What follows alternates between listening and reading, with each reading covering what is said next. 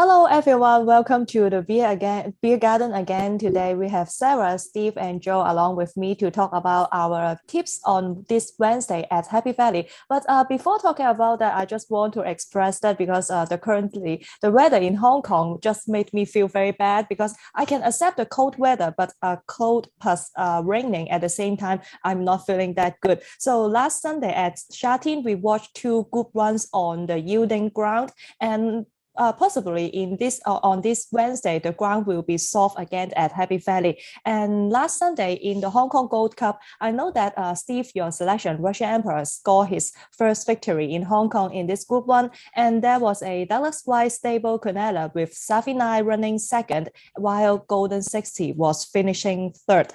Steve, I know you are happy with Russian Emperor, but do you think that it is the end of the Golden 60 era? It's certainly, the bubble has certainly burst, hasn't it? To lose his last twice, I don't know. I never like to really, kind of preempt a horse's sort of departure, because they can bounce back, can't they? But he's done so well through his career. He's been a fantastic horse. And I just think maybe on his penultimate run, it was a really Herculean effort he made trying to catch White Cuckoo. And it was I thought it was a hard run he had that day. And Vincent Ho very magnanimously held his hands up and said that he was at fault for the right, which was a very courageous thing to do. But it was it was a very fast final 400 meters. And there's always a saying, isn't there? How many times can you go to the well? Just how much is in a horse's stamina and strength to keep coming back for more. He's done more than, the vast majority of horses have done. And I don't think the ground helped. The ground was a lot slower than he would have liked. But who's to say he was also just feeling the effects of a busy time, some hard races in the past. I think Russian Emperor had a much easier race last time. He was staying on behind under Blake Shin. He was staying on behind White Cuckoo and Golden 60. So he had a much easier... Blake Shin was kind of just looking for a nice run. He knew that 1600 was too short, and it was a hard run for Golden 60. So who knows? But it certainly does look like the unbeaten era is over, and maybe he is now maybe just going on the downgrade slightly. Yeah, I think so because Steve, you just said that Black Shin, I agree that he really had a brilliant ride on board Russian Emperor. And Joe, how do you think about Golden 60? Does he have any excuse? I mean, I don't know. If he completely just didn't fire in that race, because he was still doing what he can for him and his caliber to still be able to get third. I don't think you could discredit anything that he's done in the past. As far as did he have an excuse? Maybe he just didn't hold the ground right, and maybe Vincent Ho, as he said, he didn't have a good ride on him. And I think maybe the Vincent Ho era is done, but for everything that Golden 60 has done, I don't think he's done. I think he'll bounce back. He'll bounce back sooner than later. We all hope, and he's still a Group 1 horse. He's still a great horse, and I just think that he'll probably help out the punters a little bit because his odds are probably going to be higher. But no, I don't think. I think the Vincent Ho era might be done, but it's kind of hard because the owners really want to keep him on, and they said that everybody wants to ride Golden 60, but they kept the faith on Vincent Ho. So that says a lot, especially with the confidence that they have in Vincent Ho. So if he does happen to come back, I think Vincent Ho will try to get the monkey off his back and prove that he is a great rider in Hong Kong. So maybe the Vincent Ho era, but Golden 60, I think he's not done. He's by far not done yet. Yeah, hopefully. I also hope to see Golden 60 to bounce back in the future. And Sarah, do you think it is the end of the Golden 60 era? Oh, not quite. I'm kind of with Joe here. I mean, like you said, Charene, the racing there, they kind of had a lot of elements thrown at them, and coming into a yielding turf, it's not something they're all 100% familiar with. So there was some challenges against him, but he still hit the board. A Russian Emperor was just unbelievable in that race. So a huge congrats to that horse. But Golden 60, I do see him coming back, bouncing back. I feel like the next move is they will drop him in distance. try to get his confidence back up, try to get another win under his belt. But I don't think I think the long, undefeated streak, are we going to see that again? Are we going to see back-to-back winning streaks again? I mean, I hope so. And I agree with Joe. It's only going to do us punters a favor, as we're going to get some good odds now on Golden 60, as I think he's probably has lost some faith with the punters out there. But really, he did a great run, and Vincent Ho to take responsibility like he did with this race. Not only the last race, he did the same thing. So we'll see. I'll be interested to see, are they going to keep Vincent aboard? We'll see. But I think we're going to see a good bounce back from Golden 60. Yes, right. It is never easy for a horse to keep a consistent performance for such a long time. So Golden 60 is really, really a great horse in Hong Kong. So let's move on to talk about the triple trio races on this Wednesday at Happy Valley. The first leg will be in race 5. It is a class 4 over 1,000 meters. Sarah, who do you like? I am going with the 9, Pretty Queen Prawn, jumping out of barrier 11. We get Alexi Bedell aboard this time. We were having Jerry Chow aboard, which will be kind of interesting to see how Alexi really takes to this horse. He is getting a little bit added weight. I do think that wide barrier draw is going to challenge him, as he's going to have to really take him out wide to not get this horse blocked. But I do think we're going to really see this horse at its peak performance here, and really looking for a win. Last time out, he got second to a really tough speed horse, Lightning Storms. We're going to see within the triple trio. It was unbelievable. The fractions were crazy, but I don't see as strong a speed in here, which is going to help this horse out. Pretty Queen Prawn, I think we're really going to see him come into the equine athlete that he is. So I'm taking my chance here with the 9, Pretty Queen Prawn. Yes, I agree that Gates 11 should not be a concern for Pretty Queen Prawn, because he has really good speed to overcome the wide draw. And Steve, who do you like in race 5?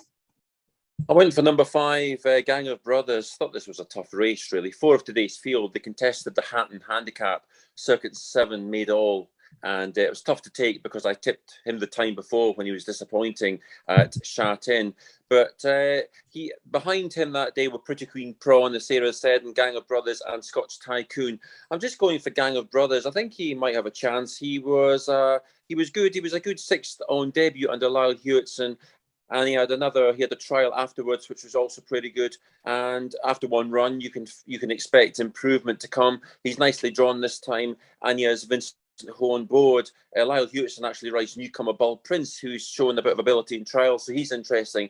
And of course, Scotch Tycoon with Zach Purton. But for me, hopefully, Gang of Brothers can build on his promising debut. He's nicely drawn under Vincent Ho. Yes, right. Good draw for Gangs of Brothers. He will going to have his second up on Wednesday. He is quite a good-looking chestnut and improved a lot in his recent barrier trial. And Joe, how about you? Who do you like? I'm actually going to take the non-raced runner, which is number 4, Bold Prince. Now, he has drawn number 6, and for it being a debut, probably not one that you want to draw, especially over the 1,000-meter. But with Bold Prince, I looked at his pedigree. He is out of Sacred Falls, has a half brother. I'm sure you guys know him, Courier Wonder, who had that big winning streak towards the end of the last season. And he also had Ice Bath, who won the invitation for the fillies in Australia. So now the question for me with Bold Prince, I think he could run probably a sneaky race. The market was suggesting that at one point, because he was at $7.60. Now he's jumped up to 11. But his pedigree is actually more of the staying type, but they put him in the sprint races first to see how he goes. So I think Bold Prince could run a sneaky race, especially with Lyle Hewitson. And they had the story about Lyle Hewitson, about how he's still trying to get a win. And I think out of the whole card, I think this is his best chance to get a win here with Bold Prince. So I'm going to take number 4, Bold Prince. Yes, number 4, Bob Prince is having a good pedigree, and also prior to his debuts, he also had one barrier trial at Happy Valley. So it is always good for some new horses to have the experience for racing over the city circuit. And for me, in race 5, I will have my value bet here. That is number 6, Happy Good Guys, because this horse has 2 good runs on his last 2 starts over the Charene straight course, showing he is quite competitive at this rating. So this time, Happy Good Guys will be back to Happy Valley 1,000 meters, where he scores 3 winners before. So I will give him a chance again this time. The pace will be quite fast in this field. We have Chonghua Jinsen from Gates 2 and Circus 7. The last time winner from Gates 3, they may be leading. So Happy Good Guys from Gates 7 can stay behind the leaders, which will be a good position for him. And this time, Matthew Chadwick will be on board for the first time. Hopefully, he can bring some freshness to this 6-year-old. So to sum up the first leg, in race 5, Sara goes for number 9, Pretty King Pawn. Steve goes for number 5, Gang of Brothers. Joe likes number 4, Bob Prince, and I will have my value bet here, number 6, Happy Good Guys. And let's jump to the second leg of the triple trio. That is race 6. It is a class 3 over 1,000 meters again. Sara, who do you like? I'm taking the 4, Joyful Win, which is my value bet as well, jumping out of barrier 10. You look at his last time out at the beginning of January, was rather a dismal race. He just fell flat straight out of the gate. He has taken some time off, so I hope he's going to be coming back refreshed, because he really closed out the end of last year extremely well with back-to-back wins at Happy Valley over the 1,000 meters. So he has form. He knows this track. He knows this distance. So hopefully with this time off, he will come back a bit refreshed. Luckily that they didn't find any medical findings or anything like that. So hopefully he just really needed a bit of a break. So I'm going to take my chance here. I think in the Australian market, he might be 1680 right now. So you get some good value on him, because I just think a lot of punters are going to dismiss him from that last race. And really, I just think it's a race you could probably toss to the side right now. Like I said, I'm hoping with this layoff, he's going to come back to the form that we know him as, closing out December like he did, getting a nice win over Decisive 12 and Mega Heart in that class 3 Robin handicap. So 4, Joyful Win, that will be my value bet as well. Yeah, that's a good selection, Sara. Number 4, Joyful Win will be her value bet. Currently in Hong Kong markets, the price is $31. And this horse will be jumping from gate 10. I think that he will be happier from wide gate, because among his 4 winners before, 3 winners were from wide gate. So I will be looking forward to him. And Steve, how about you? Who do you like in race 6? I went for number 6, Lightning Storm, to record back-to-back wins under Zach Burton. He's got more on his plate this time, but it was such an authoritative course and distance success last time. Hopefully he can do it again. The handicap, he hasn't missed him. He's gone up £10, but takes him up to a rating of 67. But he's surely going to get better than that as time goes on. Hopefully he can beat this decent field in the process. He's drawn 4, which is ideal. Thought it was a very difficult race, though. Special M deserves respect. He's chased home Stoltz the last twice. He just doesn't have to worry about that horse this time. He's not running. But there's also Harmony Fire like that, Run Cool, Awesome Treasure, loads of horses you could give a chance to. Hopefully Lightning Storm can prove good enough. Yes, right. Number 6, Lightning Storm. He's still an improving 4-year-old. Last time out won by 3 lengths, which was quite impressive. And then he will up into class 3 on Wednesday. And Joe, how about you? Do you have any outsider you like here? Yeah, actually like that, as Steve mentioned, not running against Stoltz, but is running against Special M.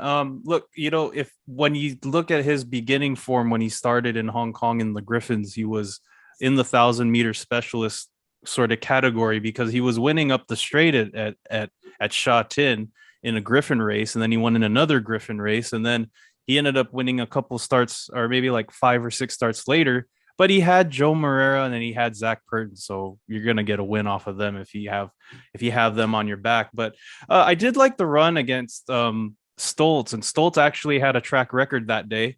So running behind that form, he also ran behind Wellington, who just won the sprint this past weekend. So he's sort of getting back into form with the thirds and the fifths, and is beating a lot of tired horses. But I think he could bounce back and probably hit somewhere on the board. So I'm gonna go with what number was it?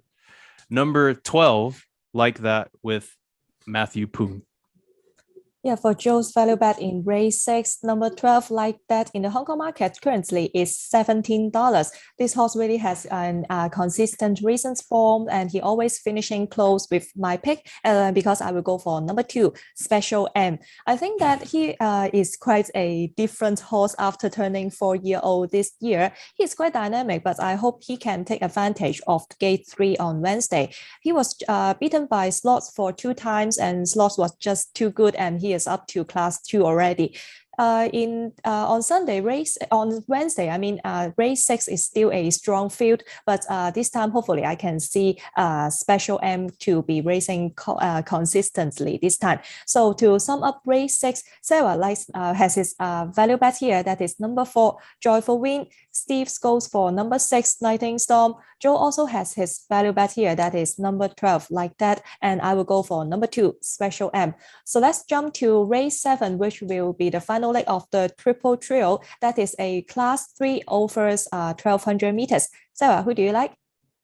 I like the 2, Rewarding Together. This is my best bet as well. We got Chadwick aboard.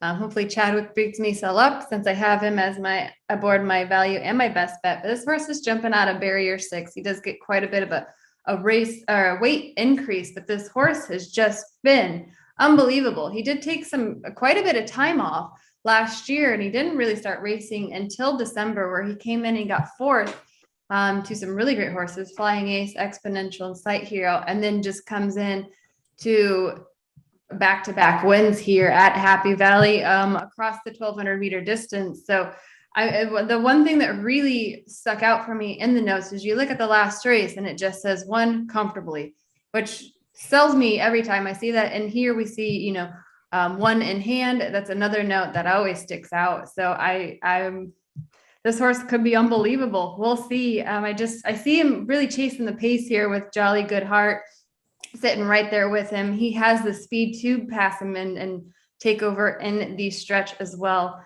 But I just think he's been unbelievable. So I'm taking my chances here. He is going to be my best bet. So it's 2, Rewarding Together. And Steve, who do you like?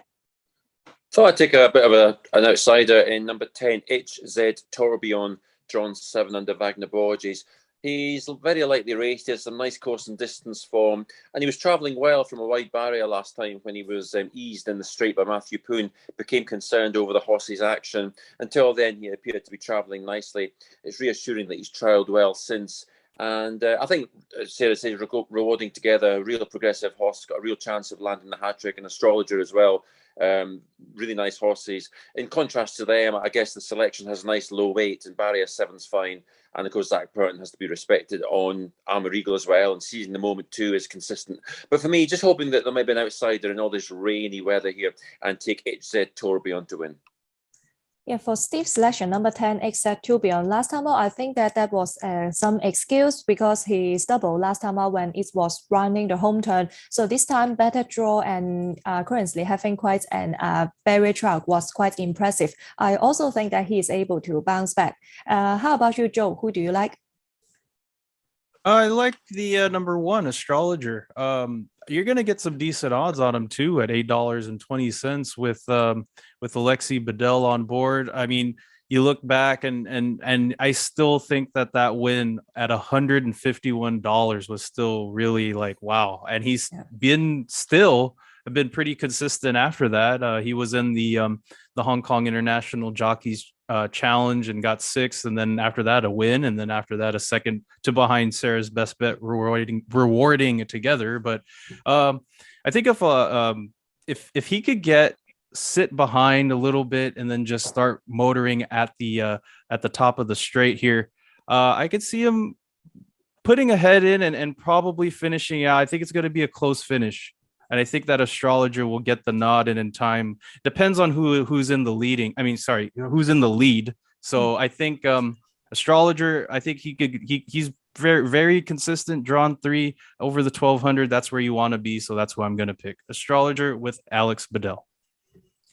Yes, in race 7, I also agree with Joe. I will also go for number 1, Astrologer, because this will be his second time to carry the top weights with the experience. Last time out, I expect him to improve. Last time out, he ran second behind Rewarding Together, but this time, Rewarding Together will carry 130 pounds, and both are quite good horses. But hopefully, Astrologer is doing quite well on his recent track work, so I hope to see him to improve. So to let me sum up race 7, the final leg of the triple trio, Sara has her value bet here, the best bet here, number 2, Rewarding Together. Steve likes number 10, Exact2 Beyond, and Joe and myself will go for number 1, Astrologer. So let's talk about our best bet on Wednesday at Happy Valley. Sara, can you repeat again who is your best bet?